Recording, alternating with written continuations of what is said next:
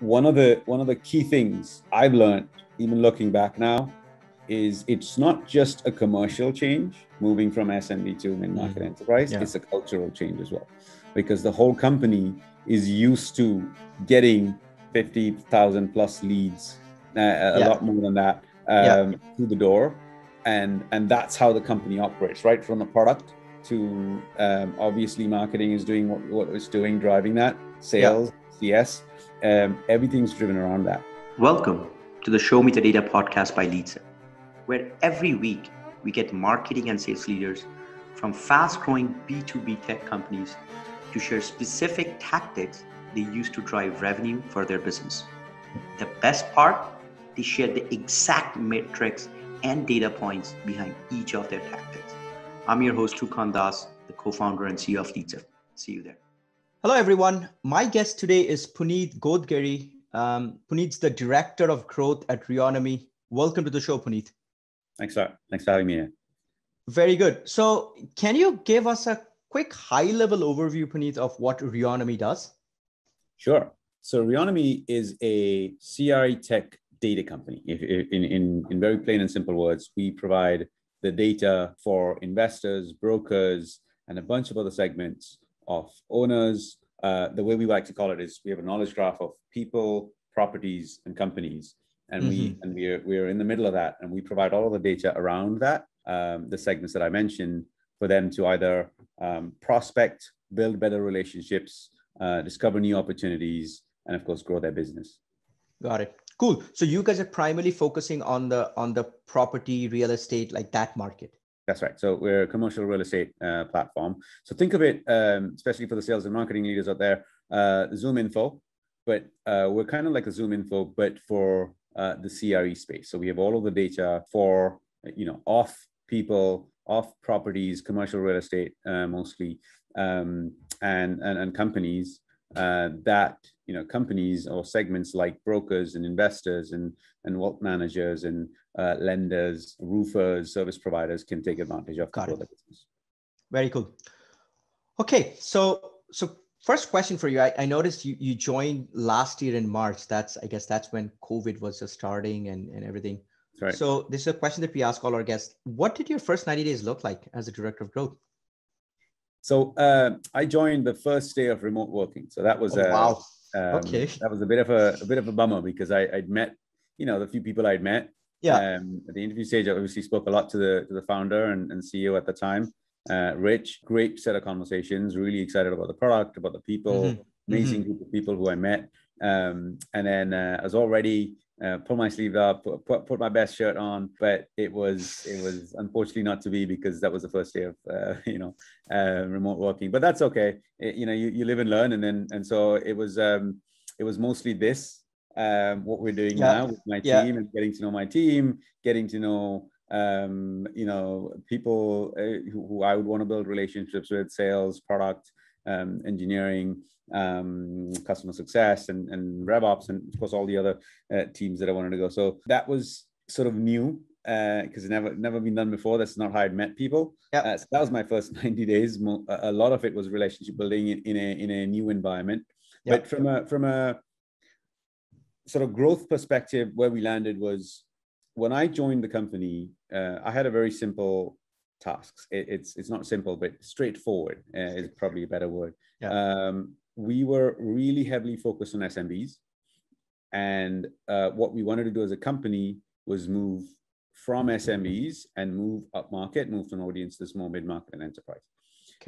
A bunch of reasons, commercial as well as product. From a business point of view, SMBs, it's a volatile industry. So either you go the route of Atlassian or HubSpot, where you really become an SMB self-serve model with a lot of automation, or you, like most growing SaaS companies, you want to move up market. And especially in COVID, it's a volatile sort of niche, if you want, because SMBs, unfortunately, the economy, they're very dependent on the economy. And we saw that, and we realized that even before COVID. So COVID didn't sort of drive this. It was pre that as well. And I was hired for that, because that's sort of what I've been doing. So we wanted to move from SMB to mid-market and enterprise. And what that means is not just say, okay, we've got SMB, let's keep going with SMB, and now let's add in mid-market and enterprise. It's we want to not go after SMB. We want to only go after mid-market enterprise. And a lot of that was also done with the product. You know, we wanted to. We had a product. We have a product that builds. We had a product that builds value for larger organizations. We knew it. We started to make inroads. JP Morgan Chase was a customer. We talk about them a lot, and a few other large sort of institutions, banks, lenders, brokers as well. Huge, great brands in the CRE space. And so we had that. It was just we weren't sort of focused on it, and we really needed to. Otherwise, for us, it could have been coming to the edge of a cliff if we had kept going on this high growth SMB model because of a number of reasons. And you know, and of course we can dive into that later. But that's that was my prerogative. First 90 days, assess it. How do you move from a very heavy inbound, you know, more than 50,000 leads a year model to a much smaller group of people, mid-market enterprise, and the strategy around that. Got it. So now just quickly from previously when you guys were targeting SME, was it like a self-serve or was it still like a sales driven process? Inbound sales driven process. So got it. So people would come inbound, they had to do a demo. Inbound. That's it. It was and only inbound. And we drove, so marketing drove about 95% plus revenue for the business. Wow. Because of the fact that it was all inbound, because of the fact that it was SMB, and SMB generally is mostly inbound. You know, you start an outbound motion when you move up market, but I'll talk about that later. Totally makes sense. So now so you've been hired to drive your the marketing and sales effort from not just marketing, also product on the side is targeting SME to mid-market to enterprise. What are some of the big changes that you implement? Because that's a big fundamental shift, not only just from multiple things. So I'd love to know that. Like, what are the first big changes? Absolutely. And I want to harp on that. It's a fundamental shift. Yeah.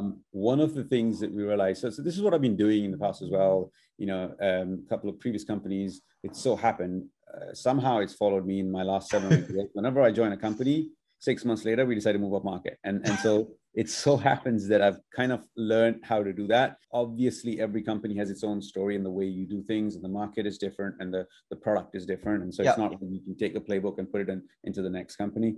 But one of the key things I've learned, even looking back now, is it's not just a commercial change, moving from SMB to mid-market enterprise. It's a cultural change as well, because the whole company is used to getting 50,000 plus leads, a lot more than that, through the door. And that's how the company operates, right? From the product to obviously marketing is doing what it's doing, driving that, sales, CS, everything's driven around that. And so we have a new CEO, veteran, he's great. And his main focus, and he keeps constantly telling us, is to be thoughtful around things and just you know, because to get good quality, you've got to be thoughtful, and that thoughtfulness is all about culture. And one line that he keeps repeating, I think it's a Peter Drucker quote, or maybe Peter Drucker, or I forget who it is, but culture eats strategy for breakfast. Right. And so that's just such a huge part of this whole thing when you want to move from SMB to mid-market enterprise. It's not only like let's get a target account set and let's go after them. It's easier said than done, and put a couple of tools in there and then you're done. It's a cultural mind shift, and we now are, I'd say, about 13th or 14th month heavily into this shift, and we're just starting to see the cultural change that's needed from a sales point of view, from a marketing point of view, from a product point of view. So from a growth perspective, then Puneeth, you come in, your sales team is expecting 4,000 or 5,000 leads a month. All of a sudden that's gone. What do you do? Like how do you go about starting this? So one of the first few things we did was look at the ops right around it. So well, there's two things we did. Look at operations. So how what's the flow like? What can we do to really measure? Because if you can't measure, you can't improve, right? And to be able to measure and see how can we do that, and what's the process needed to be able to measure that whole process. so that's one, and I can dive into that. The second thing was focus, right? So it's about focus. So not just target accounts, but also we were going after about, I think it was about 11 segments in the market. Okay. That's because our product is useful and provides value to many segments, a disparate variety of segments. Tax assessors, brokers, lenders, investors, roofers, service providers, solar, all these people. And so what we did was we looked at all that and said, okay, so now what we're going to do is we're going to look at these and see let's pick 4 or 5. We didn't know what, but let's pick 4 or 5 of these segments that are really good for us in terms of the metrics that they provide us. So what's the usage? What's the churn? How have they come in? What's the cap for these segments? Okay. Spent the whole of last summer doing that, actually. Reduced the number of segments from about 10, 11 to 4. So now we have a core, what we call core group of segments that we can go after, and we can really focus and we call them core segments, and the rest we call non-core. Got it. So that's your, ICP fit customer group that you're going after. That's right. So you decide your four core, verticals or segments. How big is the addressable market? Like, how many companies are we talking here? Well, the addressable market is huge. So, that's got, in terms of revenue, it's more than $1.5 billion. So and in terms of size wise, it's huge. But really that doesn't matter, because that market includes a lot of SMBs. And as I said earlier, we're really cutting out the SMEs. So actually, what we're doing is we want to go after target accounts. So within those segments, now we've cut down from 11 to 4. Sure. Even within those, we want to go after mid-market enterprise. And so what we did was we picked a target account group, which is around between 3,000 and 4,000 accounts. And you were defining that by revenue or size of companies or locations or stuff like that? A lot of it for us is, it is revenue. We also do a lot, one of the things that I keep mentioning is investors and lenders. Yes. And so it's their capital market as well. And what that entire sort of investment sort of market is for them. But, obviously for brokers and for others, it's around revenue. So it was a combination of revenue, company size, and the investment they have in the market as well. Okay, perfect. So you have 4,000 companies that you have defined that you want to go after. That's right. What do you do next? How do you target them? Can you talk about that? Yeah. So one thing I wanted to say was also, each industry is different, and I've done this before. We picked a group of accounts, going after sales and marketing leaders. Somehow the information available for sales and marketing leaders is much better on companies like a ZoomInfo, where you collect data and you take data to be able to understand for them. Ours is a niche industry, and we are very disparate in our segments, as I mentioned. So what we had to do was manually, so the marketing team, literally, we split out amongst the 10 of us. We split out the way, so each segment, so we split it out by about 10 sub-segments, and we manually collected a bunch of, so let's say 100, 150, 200 accounts by looking them up on the internet. And we spent a lot of, almost a couple of weeks. We put aside everything else, and manually went and looked up each company or looked up lists, let's say or top brokers in Chicago, top lenders in Houston, and that sort of thing, and started to pick those. So that's the way we collected our target accounts, because of the fact that we didn't really we didn't depend on companies like ZoomInfo to be able to collect and buy that data, because it's not readily available. So I just want to, so that was an interesting way to, I've never done that before, but at least you know who you're collecting and you know the data around it. Okay, so now you've been very thoughtful, as your CEO mentioned, in coming up with the target account list. What's the motion there? Go to market motion against these accounts after you have that list. So that's great. There's 2 ways you can do this. One, let's go full speed ahead. Let's get an ABM tool. Let's build a ton of content, push it out, thoughtful content, push it out, and try to get engagement, and then push them down the funnel. That's kind of what ABM really is, right? The other one is something we're doing, which we again goes back to the being thoughtful, quality ARR, and which is what Bill keeps talking about. And basically, let's get alignment first. And I talked about the cultural aspect of this whole thing. That's what this is. So let's fix the culture. Let's fix alignment between marketing, sales, CS, product, RevOps. Okay. Let's get all of these people in a room to talk about, this is the group of accounts that we're going after. Get everyone to agree on that. Going after 3,000 accounts could be done. That's not what we wanted to do. So what are the sub-segments within the 3,000 accounts that we want to go after in the next quarter and the quarter after that? We picked 2 sub-segments, all of us together. And we said, okay, now marketing from the top of the funnel is going to do events, content, white papers, like just campaigns, right? A ton of things at the top of the funnel for this particular segment.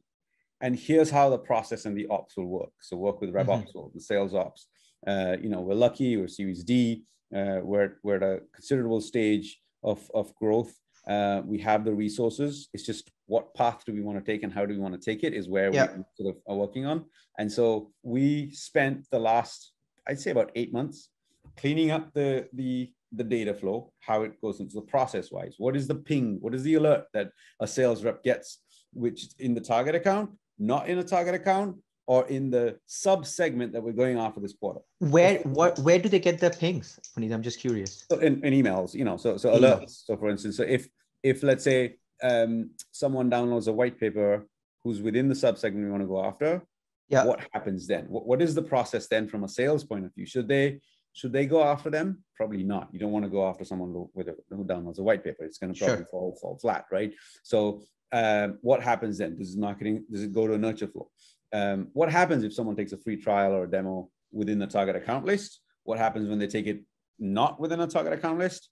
And then what happens when they take it in a sub-segment that we're going after in the quarter? So it's sort of levels of priorities. Like we didn't number them, and we're not being as sophisticated as a snowflake might be with 1.1, 1.3 and 2 and things like that. And I think I heard it somewhere, but just a basic alignment of strategy. What is the priority? Who you want to focus on? Wasn't it Bruce Lee who said the best warrior is an average man with a laser-like focus. That's what he said, and I think that's what we're trying to do, and really sort of focus on that. This is what we've been spending the last 8 months doing: cleaning up the pipeline, making sure we can measure everything right, aligning sales and marketing and CS, obviously as it goes on through the funnel. RevOps and sales also involved in the whole process, and product is making changes to help that. Couple of questions. How many SDRs and how many AEs do you have to help support this? So we have, that's an ever-changing number. We had, I think it was about, and don't put me on the wall against this, but because it's such an ever-changing number, I think right now, let's say we've got, I think about 12 SDRs, 10 to 12 SDRs, and anywhere between 15 and 20 AEs. If you go to sorry. No. Sorry. That's perfect. I mean, obviously on LinkedIn, the numbers would change, but so these SDRs are the ones that are responsible for, from a sales motion perspective, is creating activities within these target accounts? That's right. So they are. And another big shift that we did was when you have a high inbound model, high velocity, large inbound model, most of the SDRs are focused on inbound. If you look at the SDR team, 80% of them are focused on outbound. That's a huge difference between going after massive companies, right? You have to go outbound. It's mostly an outbound motion. And no matter what anyone says, outbound drives inbound, right? Because you're going after people and then they say, oh, I got this email, I got this thing, whatever else. And then they probably come in inbound through a direct and they know about us, right? And so right now, the SDR team is about 80% of them are outbound. So they have a set of accounts. Each of them have a set of accounts with set up cards within them. And so they know who they're going after, and we know who they're going after as well. Totally. Which is the most crucial thing for marketing. So now let me ask you one question, and you talk about cultural shift. How hard was it to, you have SDRs and AEs who are used to getting inbound leads, booking demos, for them to go, well, you're not going to get these inbound leads, 5,000 inbound leads coming in. You need to go after these accounts. You need to pound them and nurture them, and then book a meeting with your AE. How did that shift happen? Like, if I'm a salesperson, I'll be upset. I'm like, whoa, what happened to all my meetings, all my pipeline that I was going to get relatively easily?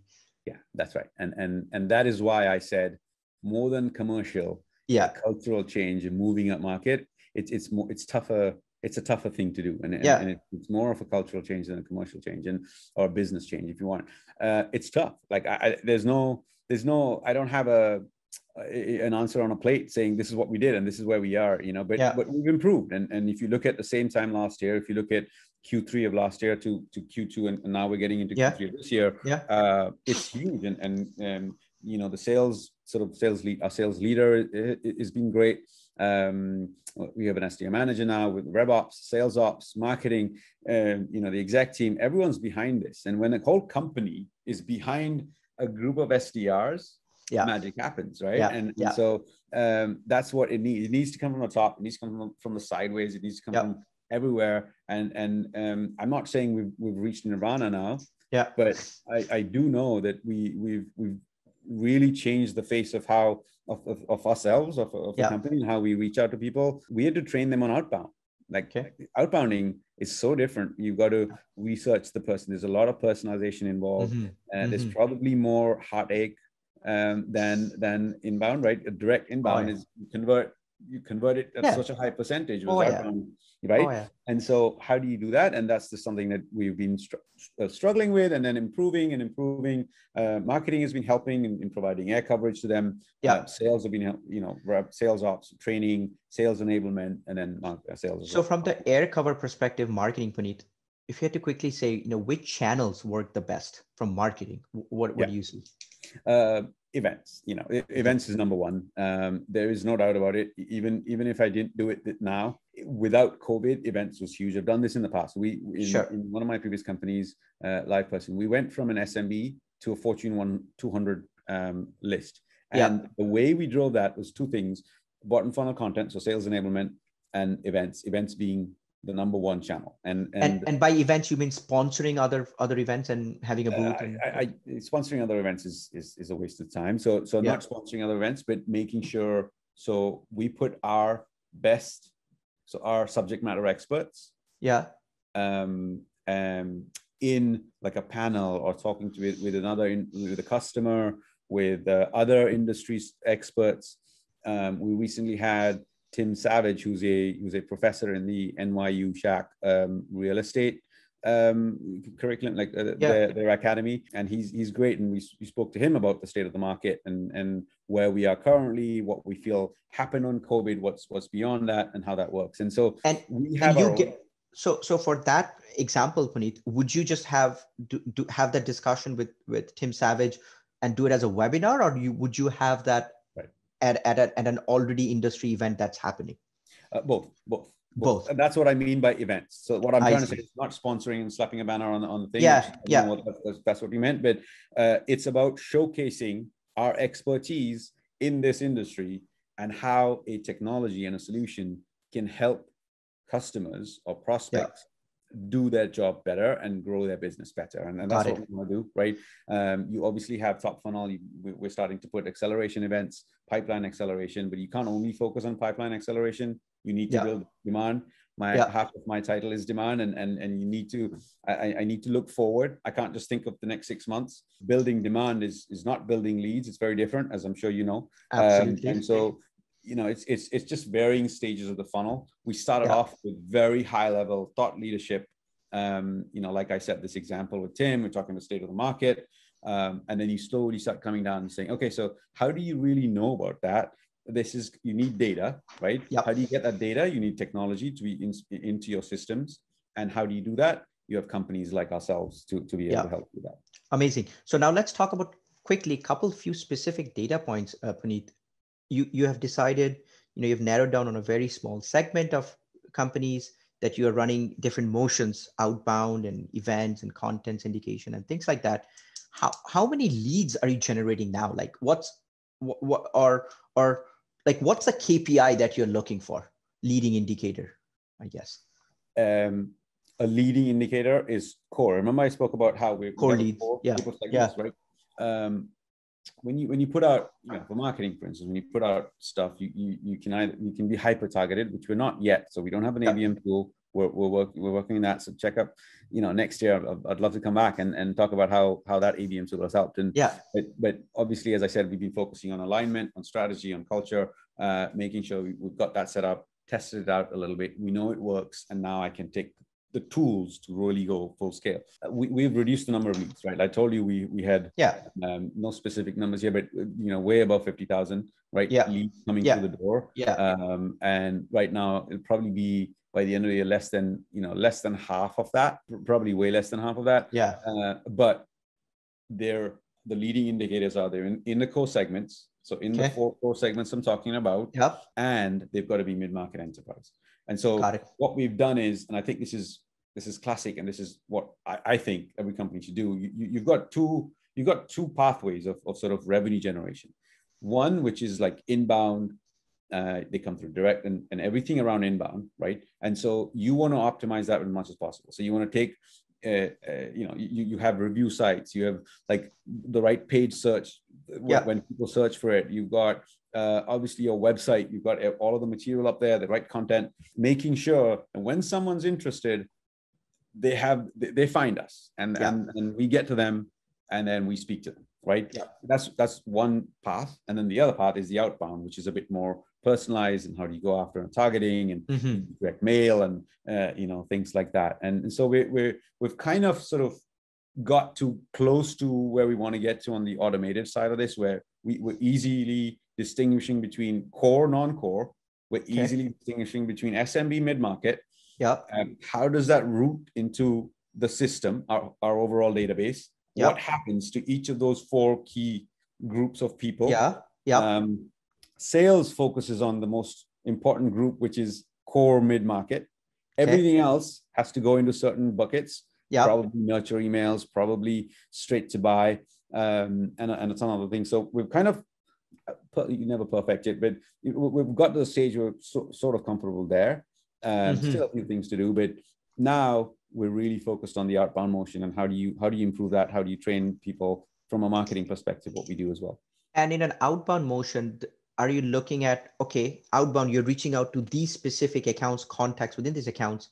Is the metric that you're tracking is how many engagement backs you're getting on those target accounts you're reaching out to, like a percentage or meetings booked, or what is it? Sorry. Yeah, you did ask about, so it's not just about the top of the funnel, which is a bit vanity. I'm, like every good marketer should be, my goal is revenue. Right, especially for a startup. We're not in enterprise, we don't have a huge sales cycle yet. We'll get there. So pipeline and then revenue. So right at the top, it's got core, and in the right, so core mid-market. So that's the lead indicator of good leads coming through. And then you've got, the pipeline that we're building, which is in SQL, which is what I see every morning, every day, every evening. I'm looking at those numbers. What's the conversion? How are we driving? Which channels are working best? And then sort of like pushing them further down the funnel. One thing I was saying was, when we were heavy SMB, we would generally focus on one channel, mostly one channel. It was paid search, right? Google Ads, SMB. This is how they buy software. Absolutely. Software.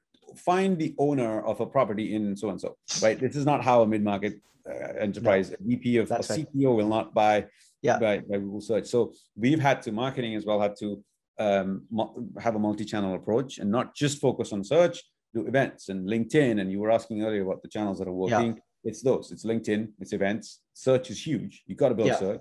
Putting the right content out.